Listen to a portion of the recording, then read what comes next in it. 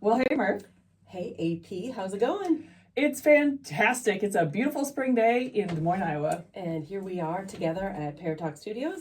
And I notice you have an amazing shirt on. I notice you have an amazing shirt on. Atlanta Palooza, technically, it's all downhill from here. And technically, that was a lie.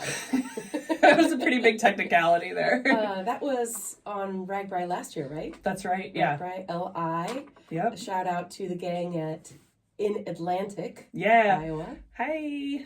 So, yeah, that was a fun time. Obviously, we went there, had fun, got the t-shirt, so we enjoyed it. Love doing a little throwback to our previous towns. So, can't wait to come back. Yeah, and I can't wait to do it. I mean, we're less than 100 days away from Ragbri. Yeah. There's a lot of mixed emotions going on here. Yeah. It's so short, but yet so long. But I can't wait to go out and get some more matching t-shirts from our exploits. Well, yeah, we got to keep matching. That's right. I'm sure, we've talked about it several times. We won't talk very much about it, but we have been doing Zwift rides together. Yeah. And we're even matching in our Zwift ride, which is a That's virtual right.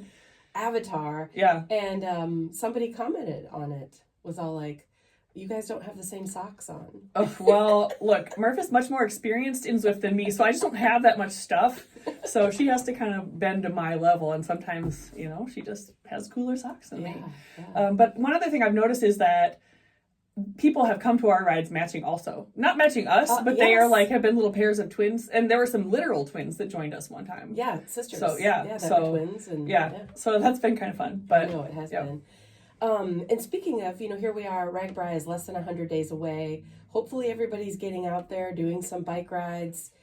Make sure you go to ragbri.com and check out Coach Ertl's training plans. Mm-hmm. And Coach Oliphant. We have 2 coaches this year. Yes, yeah. It's still time. There's still time to get training. That's right. And the last registration price increase for week-long passes is May 1st. So that is coming right up if it has not already happened when this episode gets released. So better get your rear end gear. You better get registered. Registration closes online on June 11th.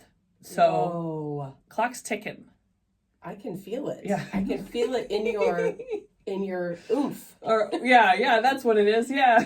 And I'm already registered, so you don't have to yell at me. Okay. Well, what's funny is that we were just doing a test on the reg system right before we recorded this, and I did not register yet, so I'm going to have to do that. Oh, jeez.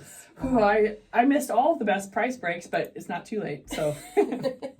Okay, well, today's episode, as you've probably already read in the title, is about a ride that we found out about last year, and they are back for another round, and it's called the Wabash Open. That's right. So the Wabash Open, this is I believe the 4th year, which is why they have called it the Wabash Open 4. I think that is right.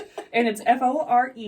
So if you look for it on Facebook, search for that. There's an event listing on Facebook under Wabash Open 4. Like, 4. Yeah. Yeah.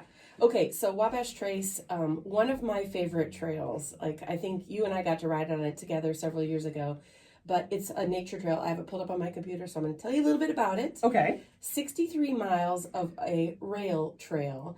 And the thing that I found most interesting is that it is privately owned. Oh, yeah. So, like, all the fundraising, all of the dollars that go into keeping that trail looking its best is done by volunteers and fundraising. Yeah. And I believe this Wabash Open that we're going to talk to Erin about in this episode is one of the fundraisers. Yeah, and that's why it's so important to do rides like this and to support your community trails, because sometimes that's the way that they get money to keep them going and looking nice. So always good to support. Yeah. Yeah. And this trail's awesome. It goes through the Les Hills. It goes through it like kitty corners all the way across the state, if I remember right. Yeah. Yeah. So we'll talk more about it with Erin. I guess let's get to the episode. Yeah, shout out to Team Love Taco, who is part of the nature trail. So, some of our buddies from Ragbri. But yeah, let's get to the episode. All right, let's get to it.